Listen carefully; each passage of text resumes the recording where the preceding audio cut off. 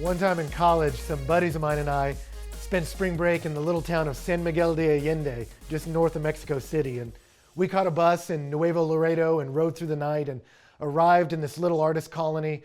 And I remember one of the first nights we were there, we were sitting on top of La Parroquia, the massive neo-Gothic cathedral that dominated the skyline of the city.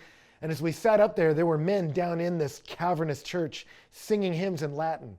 And as these hymns lofted up and the sun went down to light up the sky in colors, as we sat there in the midst of this vibrant city, I remember there was so much beauty around me, it made my heart ache. And for the first time in my life, I thought, wow, I want to share this with somebody.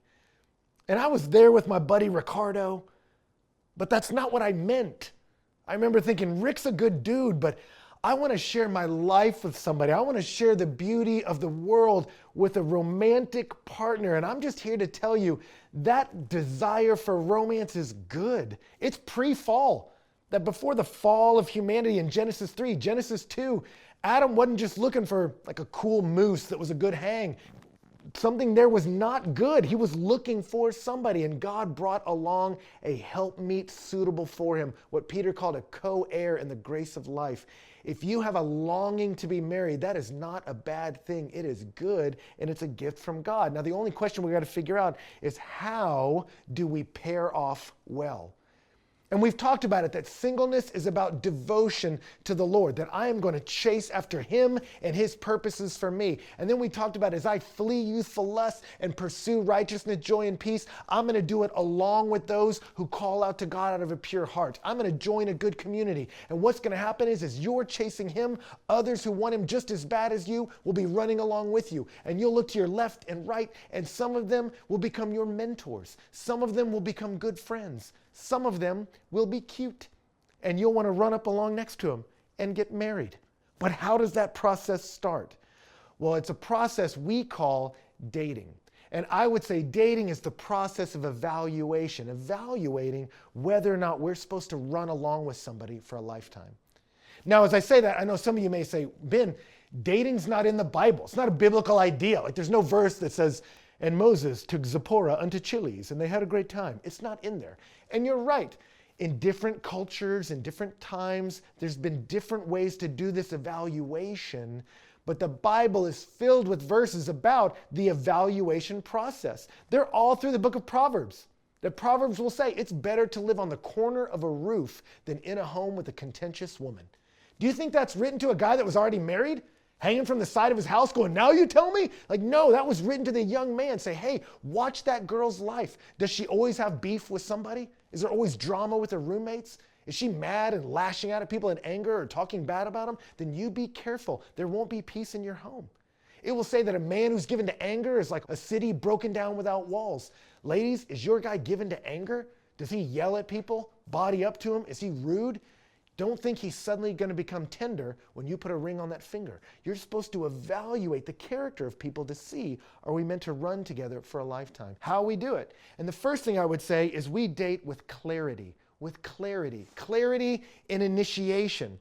That the Bible will say in Ephesians 4 that we speak to one another the truth in love. That the MO of the people of God is we're honest with each other and we do it with a gentle heart. It says in Proverbs 24, an honest answer is a kiss on the lips. It's a way to care about somebody, to speak about them honestly. So we don't play games. We're direct with somebody. As you're running along in life and you meet somebody that you think you have some chemistry with, you can come up to them and say, hey, you know what? I've really enjoyed getting to know you. Would you be willing to go on a date with me? That kind of directness would be a way to honor one another. Proverbs 29 says, where there's no vision, the people are unrestrained. It's stressful. They have no guidance. And so much of dating today is stressful for people because of the ambiguity to it. We need clarity. Clarity and initiation. And men, this largely falls on you. It's fascinating. Studies are showing in 2012 that only 12% of American women ask a man out in a given year. That even in our egalitarian day, women want men to initiate.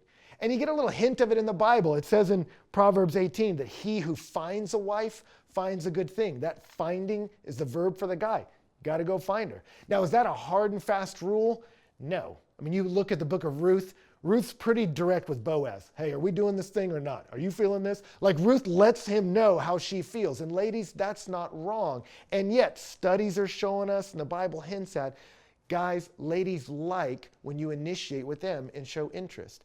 Almost universally, they don't like the language hang out because it's unclear. Are we being buddies or are you asking for something more? And so clarity can help people as a way to honor them. I know for me, when I was interested in Donna, we kind of hung out in the same social sphere. I got to watch her without the pressure of a date. And the more I saw that she had the characteristics that I was really drawn to, I just came up to her and said, hey, I got this New Year's event I'm going to. I need a date. Will you go with me? And that kind of clarity was helpful. And then every couple weeks, as I continued to go out with her, I would kind of position it at the end of a date. Say, hey, I've really enjoyed getting to know you. I'm not ready to get married like tomorrow, but I'm not wasting your time either. You seem to me like the kind of person I'd want to spend the rest of my life with. Do you mind if I call you? And she would say no.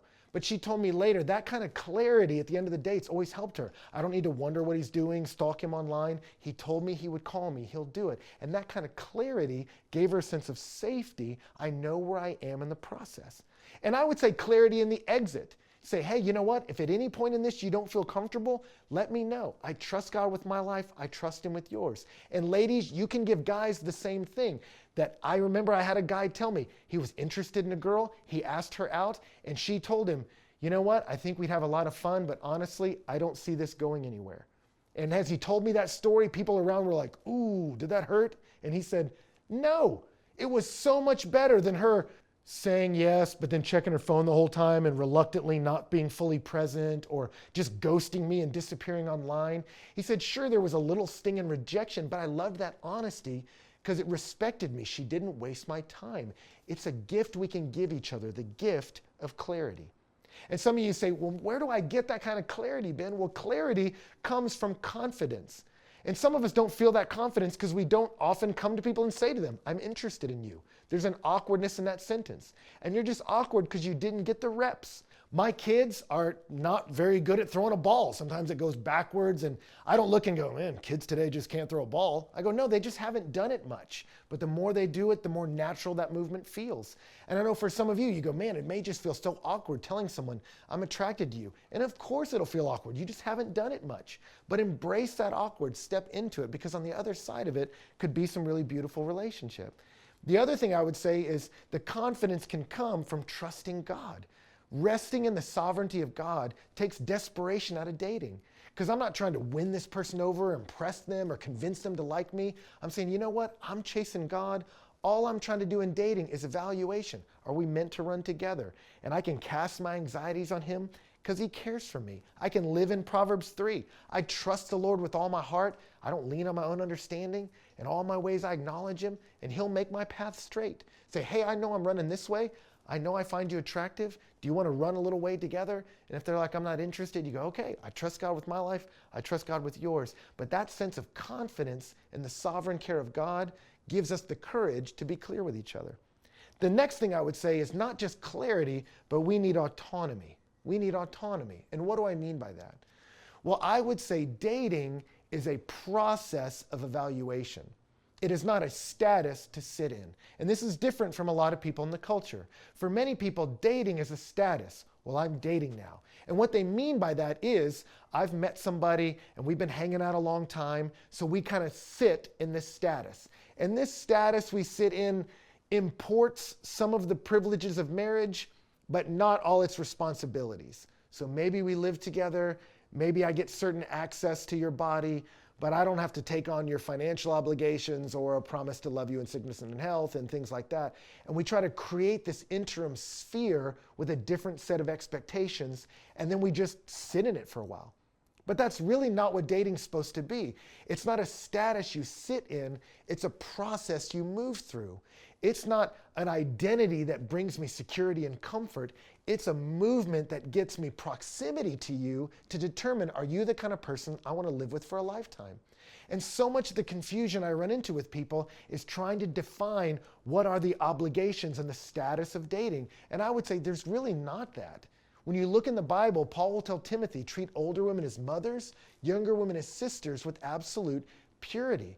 There's a sense of purity and separation. Timothy, you have no ownership of her. So you don't really need to try to influence her decisions. You don't say, well, you're my girlfriend and therefore you should call me.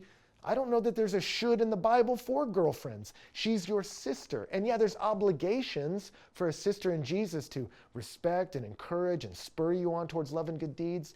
But when we try to create this sphere where there's obligations, so much confusion comes in.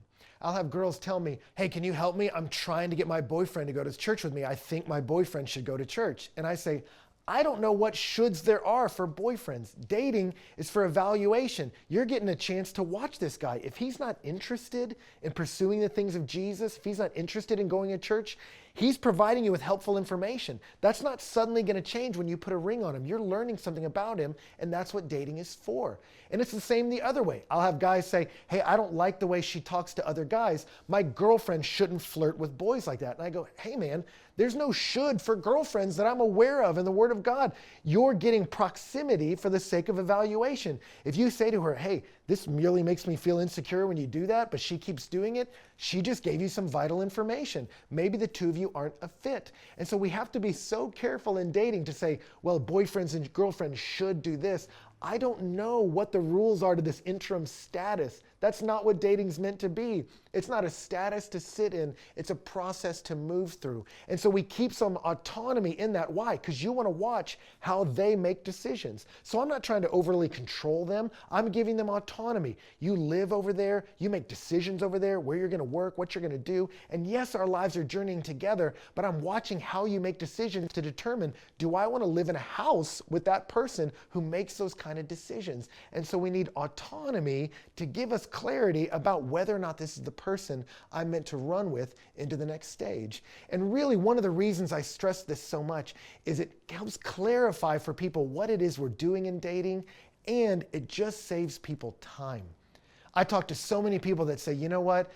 I've been dating him for 5 years, and I feel like I've invested so much in this, I don't want to just leave, but I don't know where it's going, and I don't know if we're going to advance. And that's just not a great thing to do. You're wasting her time. Or I'll have guys say, you know what, I'm not sure what we're going to do, and so we're just sort of dwelling in the space, and we're going to see.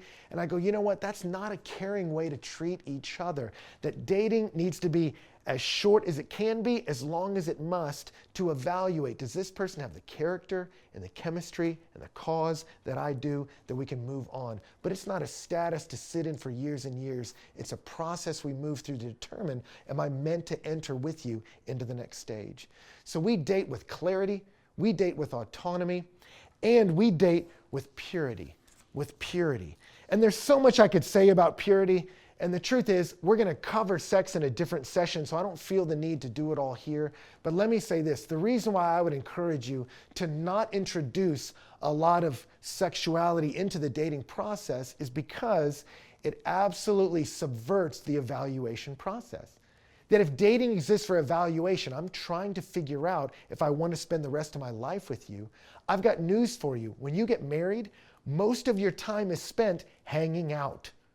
But what happens often is people start to date, there's an instant attraction, and so they start touching each other. And when you do that, it releases dopamine, the happy chemical in your brain that says, do that more. And it releases oxytocin, that hormone that creates bonding. And if you do that too early in the process, suddenly you're hooked on this person. I got to get near them. I got to touch them again. I feel close to them. But you haven't really evaluated, do they have a character I can trust?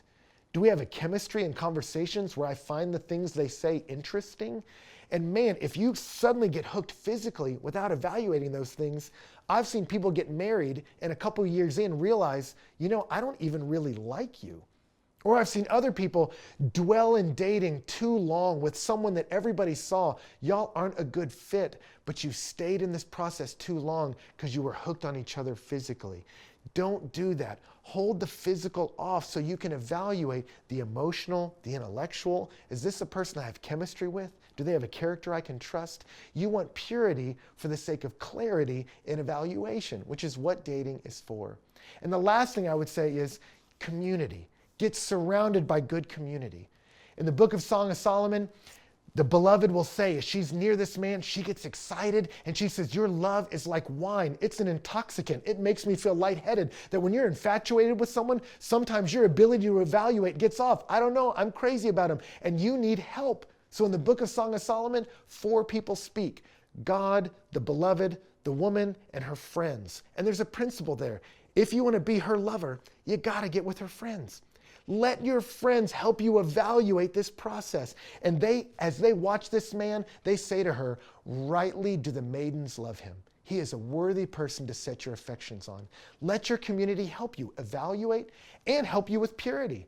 I know for my wife and I, when I first started dating Donna, of course I was attracted to her. Of course I wanted to touch her. But I thought, you know what? I'm trying to figure out if we're compatible in all of life. So we need some purity. So let's be private in public. Let's date in places where we're never alone with each other. So we never went to her apartment. If we were ever in an apartment to watch a movie, it was always mine, because I had a roommate named Justin, whose last name was Case. And so if my wife and I were going to watch a movie, we could sit there with Justin Case, who could keep a watch on us, just in case I got a little too frisky. He could sit between us, because that purity helped us evaluate. We have chemistry. You have character. We're running after the same cause. And my community helped us figure out, hey, we should run together. And that'll help you. So as we date, you're looking for someone chasing the cause of God, a character shaped by God and that has chemistry with you. You're initiating with them with clarity. You're giving them some autonomy and some purity. And then as the community commends to you, this is a worthy relationship, you can have the confidence to enter the next stage of engagement.